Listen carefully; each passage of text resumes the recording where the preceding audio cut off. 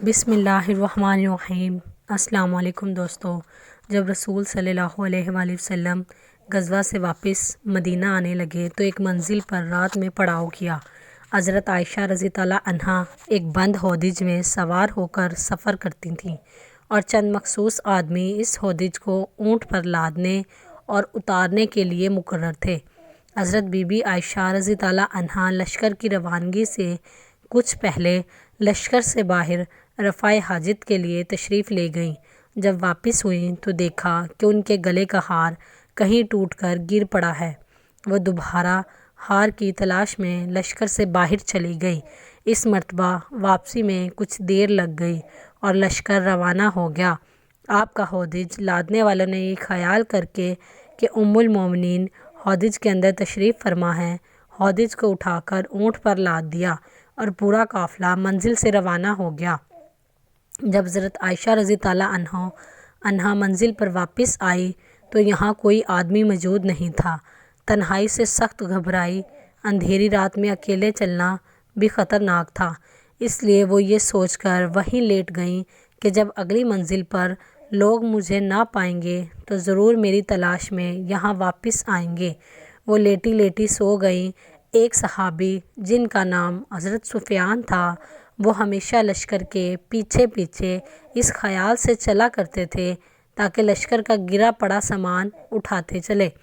جب وہ اس منزل پر پہنچے تو حضرت بی بی عائشہ رضی اللہ عنہا کو دیکھا، اور چونکہ پردے کی آیت نازل ہونے سے پہلے وہ بارہا ام المومنین رضی اللہ عنہا کو دیکھ چکے تھے، اس لیے دیکھتے ہی پہچان لیا اور انہیں مردہ سمجھ کر انا للہ و انا الیہ راجعون پڑھا۔ اس آواز سے وہ جاگ اٹھیں۔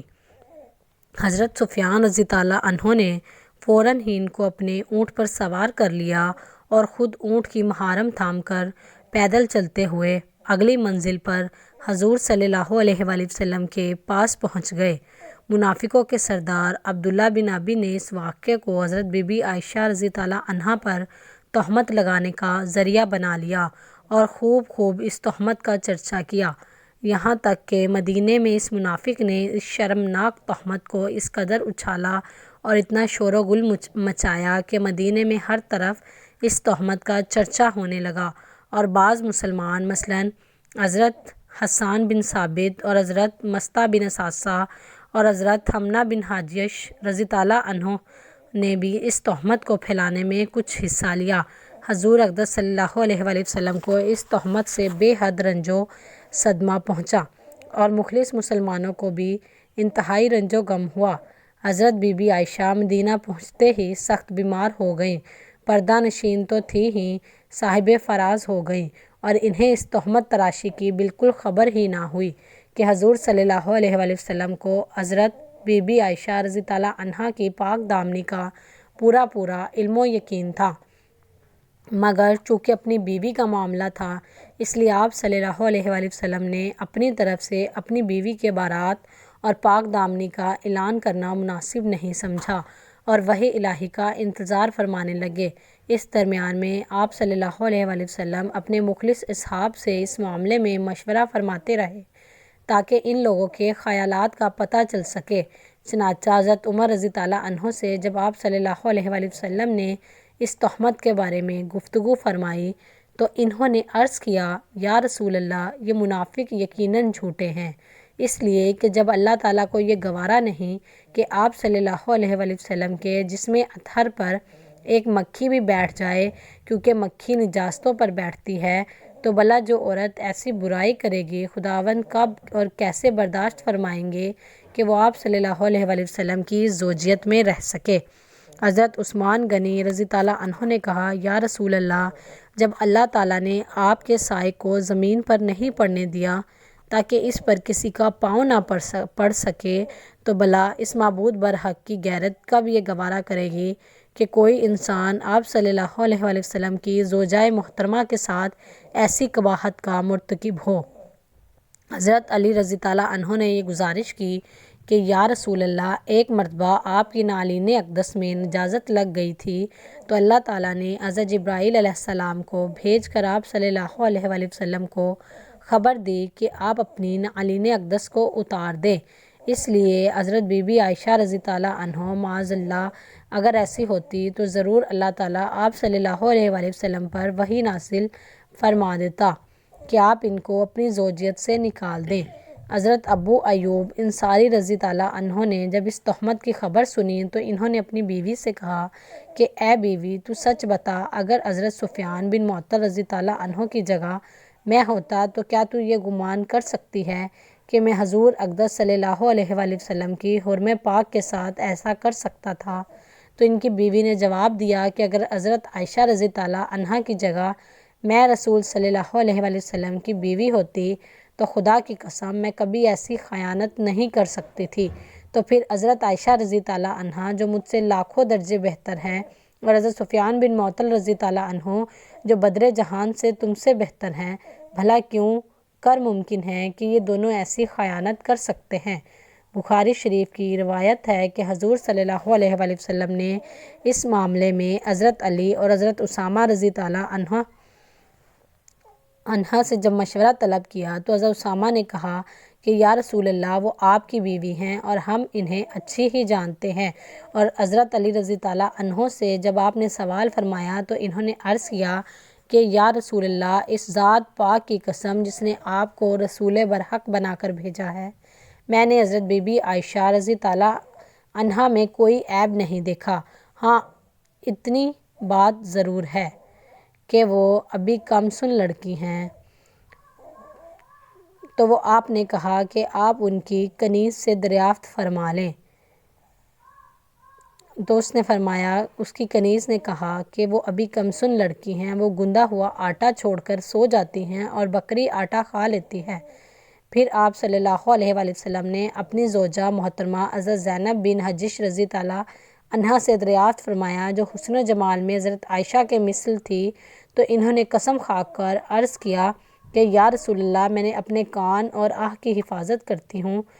خدا کی قسم میں تو حضرت بی بی عائشہ کو اچھی ہی جانتی ہوں۔ حضرت عائشہ سفر سے آتے ہی بیمار ہو گئیں، اس لیے وہ اس بہتان کے طوفان سے بالکل بے خبر تھی۔ جب انہیں مرض سے کچھ صحت حاصل ہوئی اور وہ ایک رات حضرت مستہ صحابہ رضی تعالیٰ عنہ کے ساتھ رفع حاجت کے لیے صحرا میں تشریف لے گئی تو انہوں نے اپنی زبان سے اس خبر کو حضرت عائشہ کو سنا دیا، جس سے انہیں بڑا دھچکا لگا اور وہ شدید غم سے نڈھال ہو گئیں۔ چنانچہ ان کی بیماری میں مزید اضافہ ہو گیا اور وہ دن رات بلک بلک کر روتی رہی۔ آخر جب ان سے یہ صدمے جاں برداشت نہ ہو سکا تو وہ حضور صلی اللہ علیہ وآلہ وسلم سے اجازت لے کر اپنی والدہ کے گھر چلی گئیں اور اس منحوس خبر کا تذکرہ اپنی والدہ سے کیا۔ ماں نے کافی تسلی دی مگر یہ برابر لگاتار روتی رہی۔ اسی حالت میں حضور صلی اللہ علیہ وآلہ وسلم تشریف لائے اور فرمایا، اے عائشہ، تمہارے بارے میں ایسی ایسی خبر اڑائی گئی ہے، اگر تم پاک دامن ہو اور یہ خبر چھوٹی ہے تو عن قریب خداوند تعالیٰ تمہاری بارات بذریعہ وحی اعلان فرما دے گا،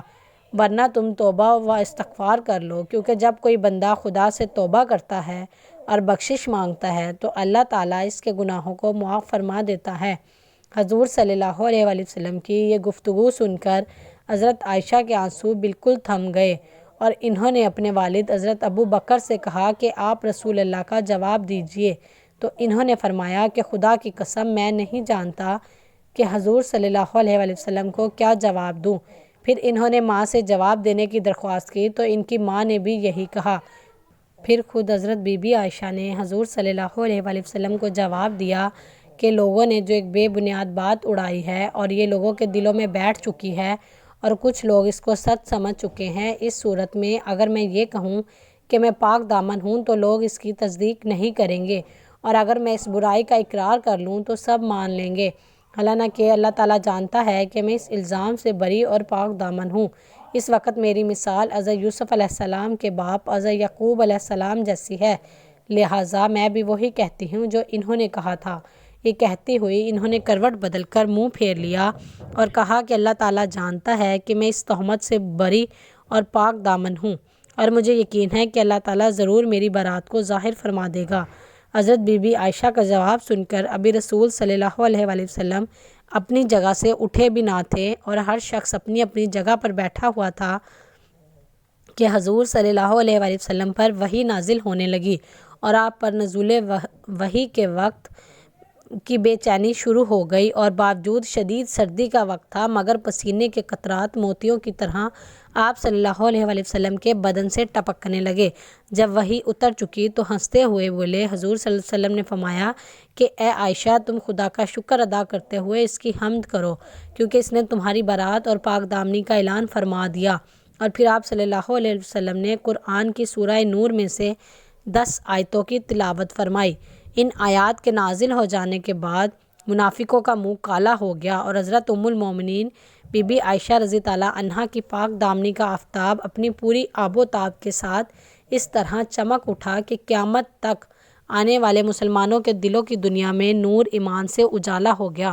پھر حضور صلی اللہ علیہ وآلہ وسلم نے مسجد نبوی میں ایک خطبہ پڑھا اور سورہ نور کی آیتیں تلاوت فرما کر مجمع عام میں سنا دی، اور تہمت لگانے والوں میں سے حضرت حسان بن ثابت اور حضرت مست بن اسامہ، حضرت حمنہ بن حجاش رضی اللہ عنہ اور رئیس المنافقین عبداللہ بن ابی، ان چاروں کو سزا میں 80 درے مارے گئے۔ حضرت بی بی عائشہ رضی اللہ عنہا کی برات اور پاک دامنی قطعی